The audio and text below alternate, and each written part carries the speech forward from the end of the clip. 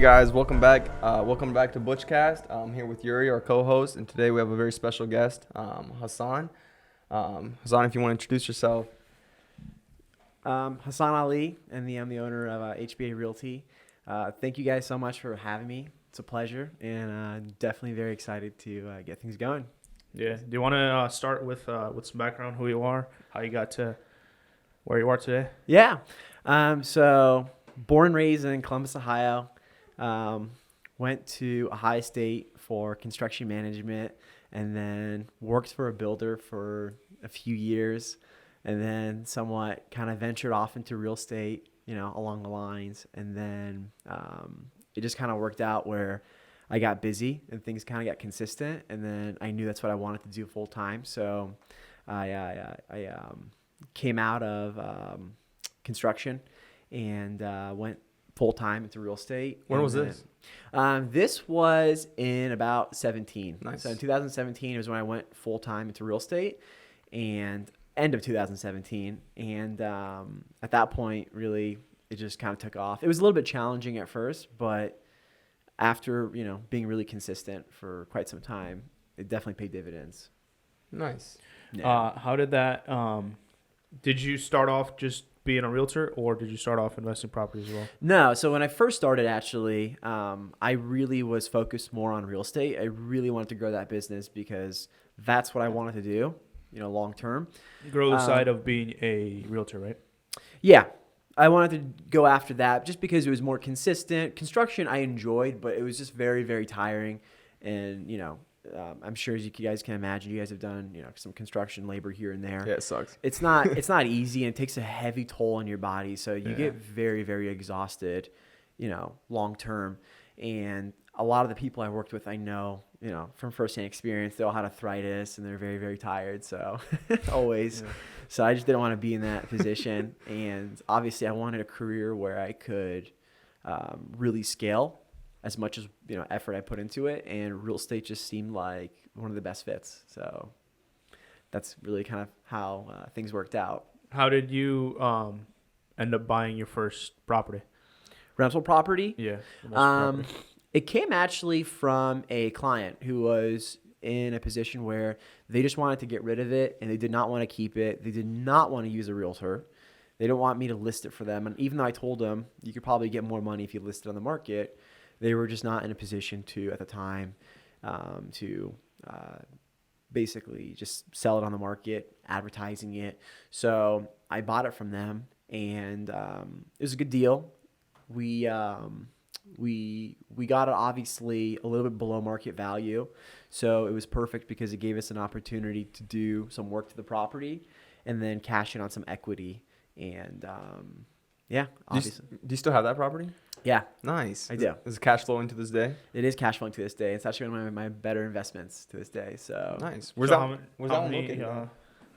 What is it? Where's that one located?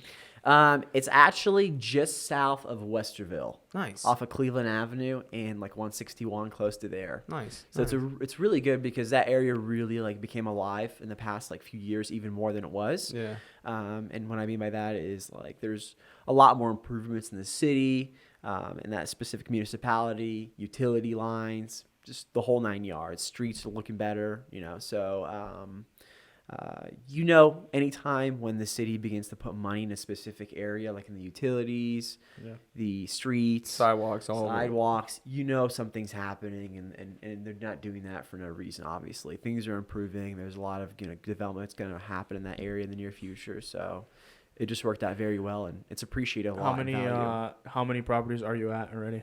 So I actually sold a decent amount this year, but I was at 20 earlier this year, and right now I'm only at 6. I have 6 units, so I don't want to be a landlord. I realized very quickly.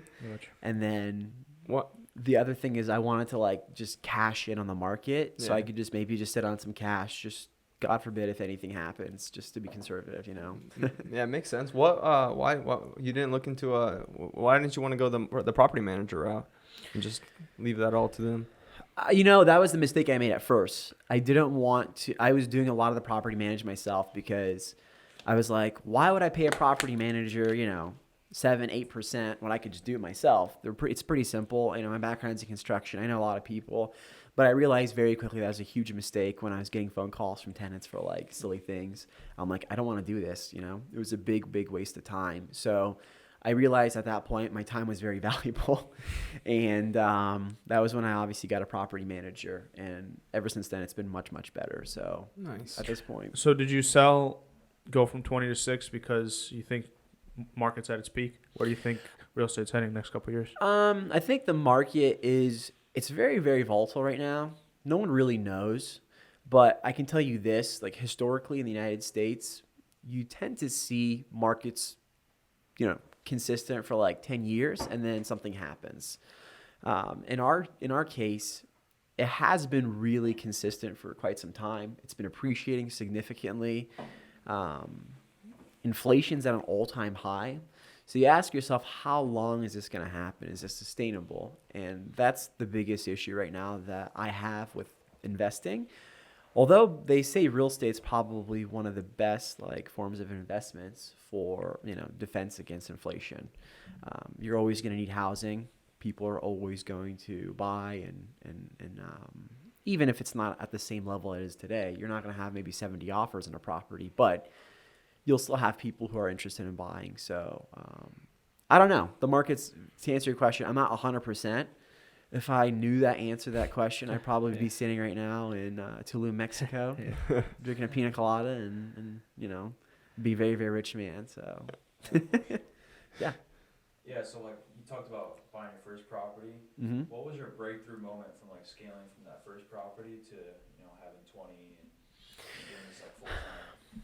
So the first one was a big learning experience. I ate a lot of shit for it, and I lost a lot of money. I had a lot of contractors steal from me and just a ton of mistakes I got taken advantage of, and it was very challenging. So that was a really good learning experience, and I don't regret it at all. I'm very actually grateful to have been taken advantage of, because I'd rather just set the foundation correct from day one and then build on that, as opposed to learn the hard mistakes as time goes on. So I was really fortunate to have my ass kicked basically in the beginning, because it kind of really like gave me thick skin and taught me like how to navigate going forward. So it really set the standard.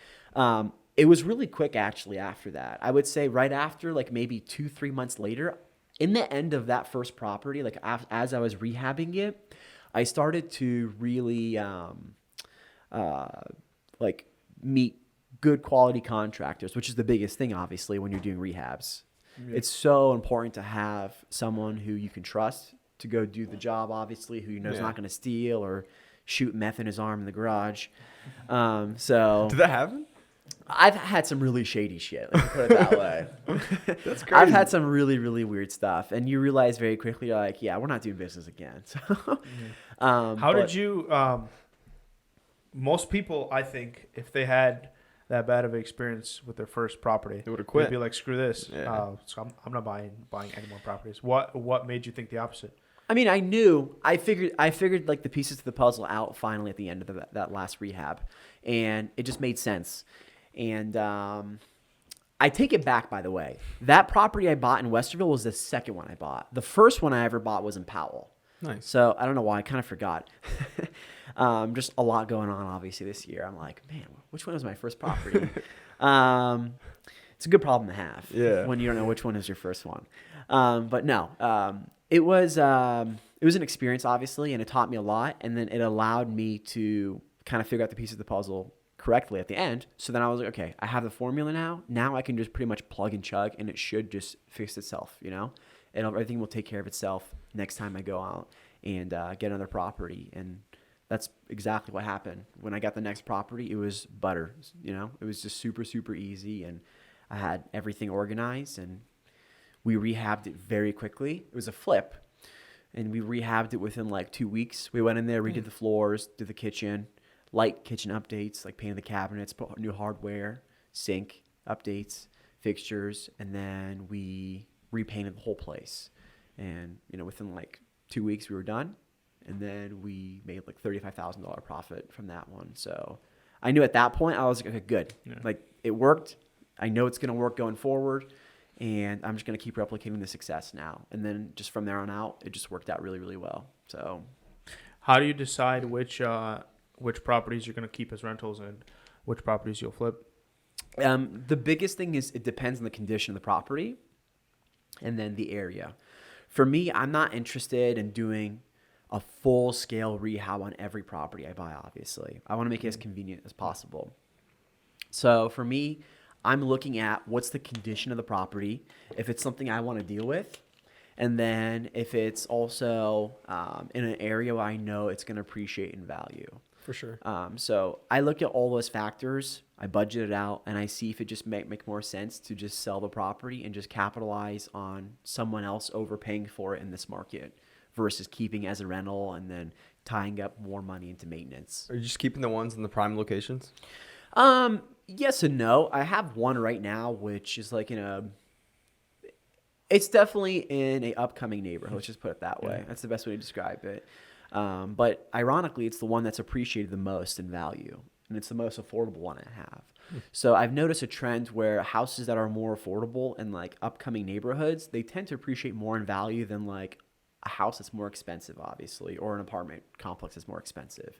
And I think partly just due to because there's more, it caters to more investors out there, more buyers. You could have someone who works full time, at like Nationwide or Cardinal Health, and he just is an investor on the side, and that's what he wants, and he can afford it. So, to answer your question, just it depends on those two things, those two factors, the location and how much maintenance it really needs. Nice. What would you say is like the worst thing overall dealing with flips or just tenants overall?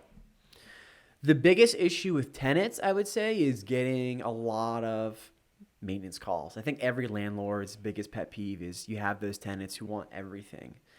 And one of the things I do to kind of like void that out as much as possible is when we sign the leases, I just kind of set the expectation from day one. I tell them, listen, our rent is not the highest rent in the area, and we're not going to, want to increase it to the highest rent. And there's a reason why. It's because we want tenants who are not going to call us every day complaining about the small issues.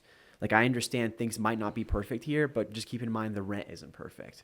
So we can make it perfect, and we can, make everything in great condition and exactly maybe how you want it.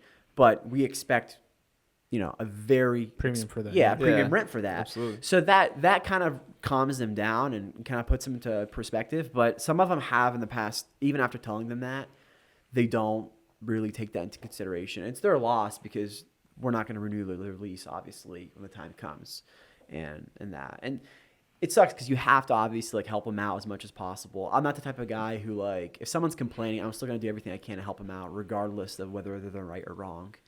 For sure. Yeah. Just because I want to de-escalate the situation and just really just get back to my life. Have all your tenants been paying through COVID and stuff? Yeah, for the most part. Some of them are late here and there, and we work with them on that. But they've been pretty consistent too. So I've been, Fortunate knock on vinyl. I've been really fortunate. So Yeah. What advice would you give someone who's thinking of purchasing their first rental property or getting into the game? the biggest thing is definitely having all your ducks in a row. And what I mean by that is by having the right contacts. So the biggest thing is find a property manager. I don't care how handy you are, how experienced you are when it comes to dealing with tenants.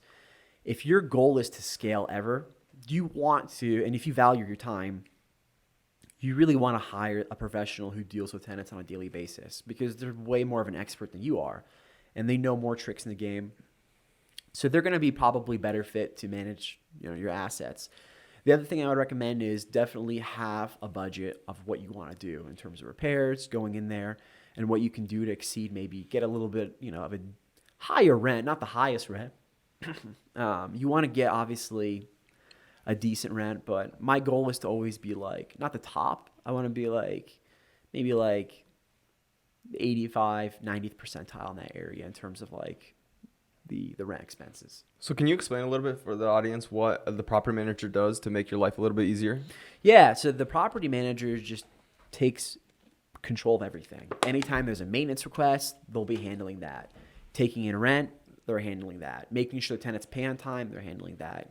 giving out notices for evictions. Not that I've had anything yet. Keep Just knocking. the whole 9 yards, pretty much. They take care of everything. So it really alleviates a lot of the pressure, especially for someone like us who's really, really busy and doesn't want to deal with that bullshit. So it definitely helps out big time to have someone who's experienced on that. Plus, a lot of tenants in general will always try to they'll try to take advantage as much as they can, the system and try to get things in their favor, which, it's normal. It's human nature. It's human nature, yeah. People want more and they want, everything to be perfect as much as possible. So the property manager, like I said, they're more experienced and they tend to know how to respond in situations which you might not. So I would highly recommend it if you're someone who's full-time as an investor or someone who's even part-time. It definitely makes way more sense than doing it yourself. Do they handle they handle the eviction process for the tenants? Do they handle the finding a new tenant for that Yeah, home? the whole 9 yards. The whole 9 yards. Everything. So they typically will take care of everything. So I tell my property manager, I don't want to hear about any expenses, about nothing. If it's $700 or lower, don't even tell me. Yeah. Just take care of it and just put it on the monthly report so I can see what the expenses are, and that's it. I don't want to get a call about someone's gutters not, draining properly. Just take care of it, and that's it. I don't want to hear about it because it's passive income, and I want it to be passive. Yeah. I don't want it to be my main issue for the day, I guess. I don't want to deal with that. I have other issues I deal with every day when it comes to work, angry clients. So. Yeah. What's your nightmare story? You got one? My first tenant, I was really funny actually. I was doing it myself, obviously, like the property manager and everything, and they just kept calling me for everything. And I was so stressed out because my biggest worry was they had a propane tank. So the gas, and it was not natural gas, it was propane tank. And it sucked because we were just getting ready to switch to Columbia Gas. They had put in new lines in the street and we could tap in, but they weren't ready just yet. It was the start of COVID and they had paused that operation. So my biggest fear was always the tenants would run out of, something would happen, the propane tank would leak or something silly like that. And sure enough, it was January, 10 degrees outside, and I get a call, hey, the furnace isn't working at 2 a.m. And I'm like, why am I dealing with this? And then just one thing after the other. There's leaks in the basement. Next thing you know, after all the snow is melting in February, and then just millions of things, So it just was really, really overwhelming. And that's when I made the decision I need a property manager. Yeah. Which part of real estate brings you the most enjoyment? Is it investing, rental properties, real estate, or dealing with lovely clients? Realtor side of things? Yeah. I actually do like dealing with difficult clients from time to time just because it's like a refresher because it's rare. It doesn't happen that often. I'd say maybe out of 1 out of every 10. And I wish I had that ratio. Yeah. I think if you set the expectation from day one, just like you do with the tenants, it really sets the bar right then and there, and they can always make an issue, but they know not to because they know it's at stake. Them losing you. But my favorite part probably now is investing. I used to love getting listings. There's no better feeling than getting a listing, and just signing that and knowing you're going to probably make, X amount of dollars. But now it's kind of moved on because getting listings is fun, but investing is more profitable. So I know now when I sign a deal, I'm like, great, I'm going to make this much amount at this point, possibly just depending on how things work out. But it's more exciting, and I'll probably end up maybe changing my mind in a year or two, and getting excited by something else and move on to something more lucrative. Yeah, exactly. You never know. Maybe it'll be hotels then, or that's the whole goal, though. Or storage. Exactly. You always want to scale, and you always want to find different opportunities to grow, and that's what I think keeps me always very eager to learn more and want to have continued success. Have you figured out what your why is and why you're pushing for it? Because a question that I get often is, why not settle for $80K, $100K job a year, and that's enough to cover your bills. And, that should be enough to satisfy you for life. Like why do you keep pushing forward? Why do you keep buying more properties? Why do you keep wanting to make more and do more? I used to think like that too, actually, like 80,000, 100,000, and then I had a dinner at Jeff Ruby's. I'm like, all right, well, I can't do this pretty much. I need to make a little bit more money if I want to enjoy these dinners. Those $1,000 tabs. Yeah. Yeah. I was like, yeah, this isn't working out. But to answer that, my why has always been pretty consistent. It's obviously always to help people out, take care of my family, obviously the biggest thing. And then, just leave something for my kids in the future. I obviously don't have right now, but in the future, obviously, if I decide to get married and have children, then I want to leave them something that, they can have to enjoy their lives and better their lives as much as possible. So how much of a impact does charity have on your? Charity is actually really big. That's the other thing. Thank you for bringing that up. I'm really big into like helping out orphans and just donating as much as possible. I like philanthropy.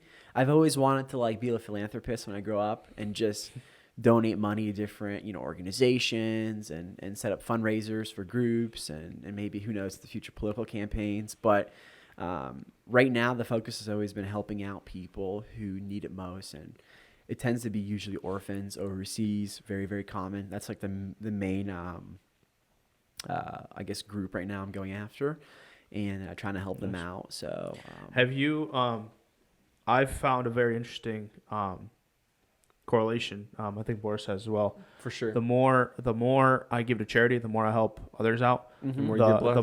The more my business thrives, and the more I make personally. Yeah. Have you found the same to be with you? 100%. I think even like it doesn't matter, I guess, what faith you have. And I mean, Christianity, I know they say give and you shall receive. Yeah. I mean, in Islam, we have the same exact thing where they say for every good deed you do, you get rewarded with 10. So like a lot of times I will donate and then I'll just see a significant amount of return on something just randomly. Yeah. And that's not the reason why I do it, obviously. For sure. It's nice that happens. It's almost like a really good investment, It's like it's like you're investing in the stock market and then something good happens. It's just I think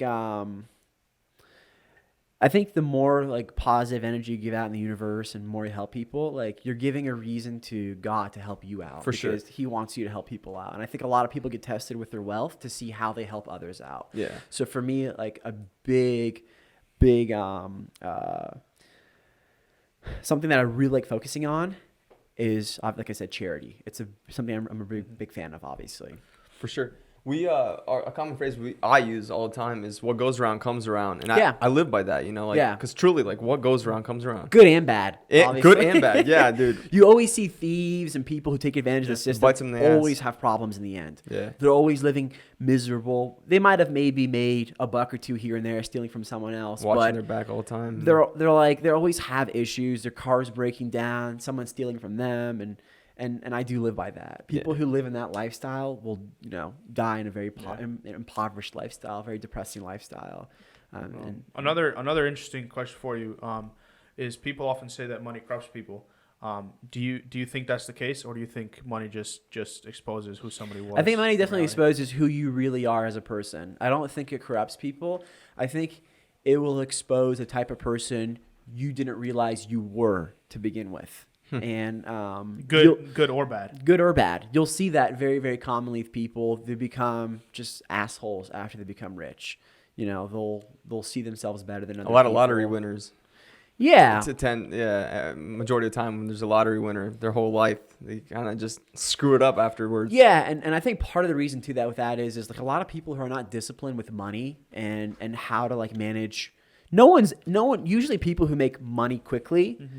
Aren't very competent in handling that, and you'll see a lot of times they'll tend to, as they come up with a lot of money, they'll go down really quickly as well, just because they're not used to managing that much money. So it tends to make them either go spend a lot. They'll go, everyone's like, yeah, let's go make a lot of money, and then we'll go to the casinos and go gamble, and and that's what everyone wants to do. Everyone always wants to get rich quick. And those people tend to never get rich. And if they do, they get poor very quick as well. It tends to be, getting rich is definitely a very long-term game.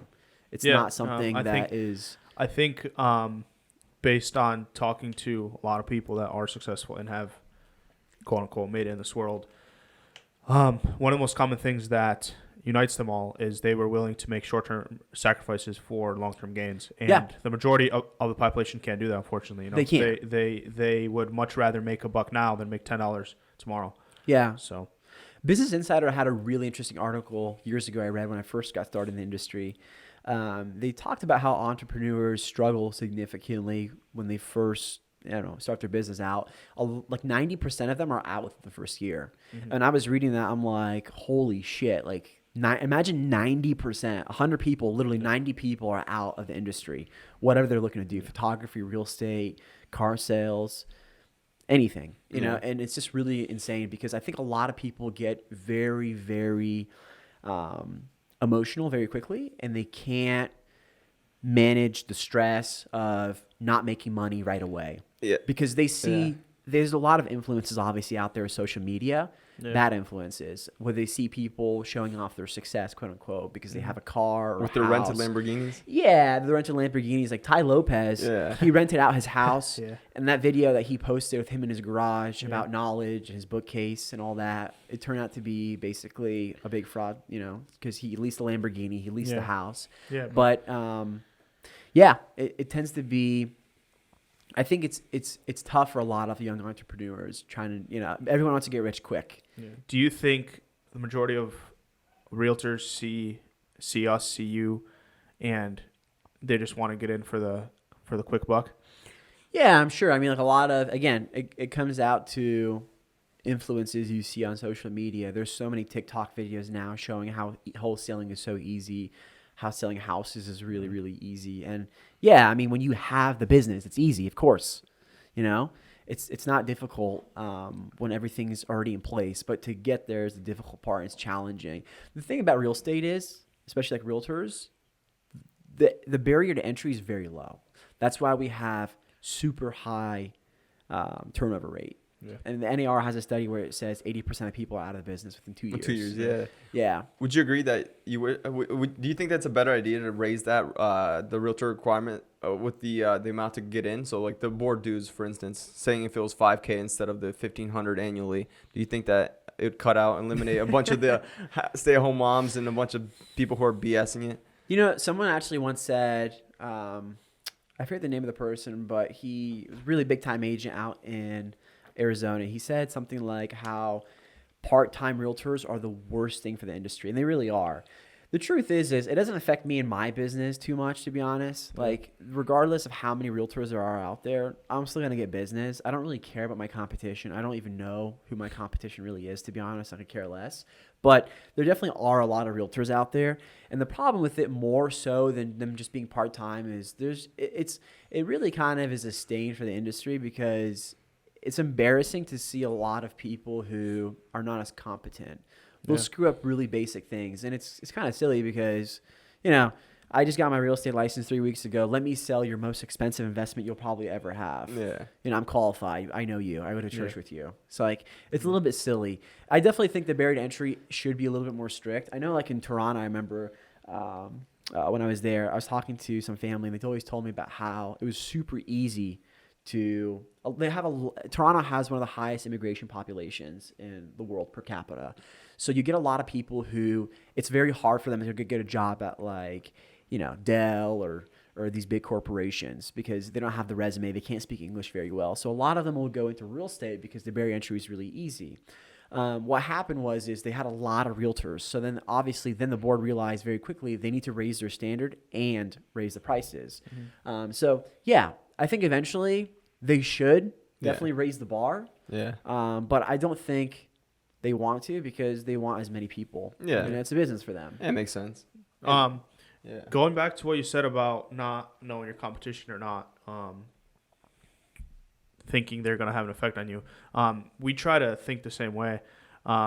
It's the scarcity versus abundance mindset. I don't know if you've heard about it before, but it's if we live in a scarcity mindset and we're always waiting on the next deal and next paycheck, and thinking that there's only a limited amount of clients out there for us, then we'll always be living in that scarcity mindset versus Yeah. having a abundance mindset and knowing that there's enough business to go around, and knowing that only people we got to worry about is ourselves, and getting better and providing the best service possible. Yeah. Will always eat. So Yeah, there's 35,000 houses, I believe, more that were sold last year in the Central High area. I don't really care if there's 10,000 realtors or 8,000. I'm still gonna get at least my big chunk of it. Yeah, I'm gonna get my chunk of meat and I'm out. That's how we are as well, You man. know? We don't. Yeah. It doesn't. I really could care less when like a realtor says I'm going to be a realtor, or when someone says I want to get my real estate license. I should correct that. And they want to be part of the 8,000 or 10,000. I could care less. Good for them. The funny thing is they see your house, our cars, our office, our whatever they see, and then they're like, all right, guys, it's time for me to join real estate. It's going to be so simple. Again, and I Quick think buck. it kind of goes back to like TikTok, social media. TikTok's really the biggest culprit. They make it so easy in terms of like how people will see success. It's, oh yeah, I have a nice car, I have rental properties, I just bought this new, Rolls Royce, and a lot of people are like, wow, this should be instant, And so you mean that it opens the door doing to a real estate transaction is not easy? Getting the business is always the most challenging part, and I think maintaining it's pretty easy once you have a good system. It's not too. I mean, of course, it has its challenges, but once you become experienced and you're knowledgeable in that, subject, you're going to be more confident, and you'll be able to handle any roadblocks along the way. So, it's definitely challenging getting the business at times, but it's somewhat easy maintaining it, I would say. Yeah, no, for sure. It's not rocket science. No, and the clients see that confidence and see that. Yeah. Like, they're like, all right, this guy's capable of selling it for the highest value. You can tell a lot of times. Like, I know when I'm going to do business with someone when I first walk in that door, just by like the first impression I get from them. 100%. No, 100%. What's your ultimate goal with real estate? Investment side or realtor side? To be honest, I really want to focus more on investments long term, just because I think it's more profitable. It's more enjoyable. And then not only that, I do prefer to be out of the sales business. I don't want to deal with consumers as much as possible in terms of like helping them sell their houses and that. Yeah. Not that there's anything wrong with it. I'm very fortunate, to be blessed and be where I'm at today. Obviously, with a lot of the stuff I have today is from being a realtor, and from having those commissions, and making a good living. But long story short, I do prefer to get into the investment side because it's more scalable, and there's definitely, I think, more opportunities in that than there are in real estate.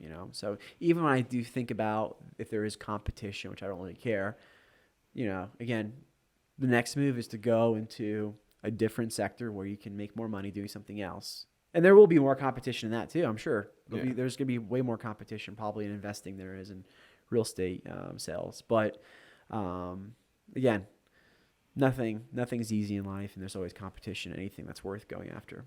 100%. Let's wrap up this podcast. Any final words? I don't know. Hassan's been a good friend for a while. Likewise. I remember the first deal we did together. He almost dropped the phone on me. Yeah. Because I tend to talk a lot. Like, this guy's annoying. And I literally was on the way home, and I was like, man, this guy's so annoying. I was so close to ignoring your call.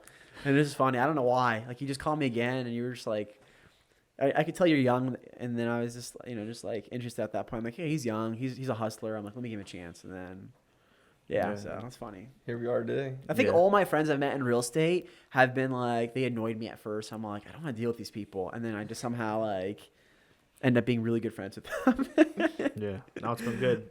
I've learned a lot from Hasan. We've been good friends for a while. So it's definitely important, I've seen, to surround yourself with like-minded individuals and get together with people that have the same mindset as you, have the same values in life, and have the same goals, and are striving towards the same thing. So that's probably the biggest thing, though. Yeah, I think just having the right amount of people around you. That probably was one of the reasons why I had a lot of success. Is I had the right people around me. They pushed me. They guided me when I needed help most, and it definitely paid dividends. Obviously, very quickly. To have the right people with the right mindset. The worst thing you could do is have people who are pessimistic. No, don't do that. Yeah. It's a bad idea. You want people who are positive and who are hardworking. Obviously, that's the biggest thing too. That's what changed for me once I started hanging out with you guys as well. You and Andy and Omar and just like that group. You guys are just a bunch of ballers that are young and like I'm the youngest guy in the group, and I was like, what the hell? These guys are making money. Like I'm like, dude, what am I? Like I'm in the right place. And, like fast forward a year or so, like everything pays off. Yeah, it does. Especially, I mean, how old are you? 21? I'm 23 now. I was 21 when I met you guys.